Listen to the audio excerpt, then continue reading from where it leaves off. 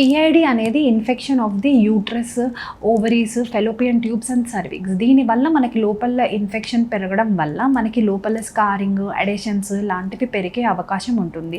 So దీనివల్ల మనకి నెలసరిలో pain, నొప్పి అనేది పెరిగే అవకాశం ఉంటుంది.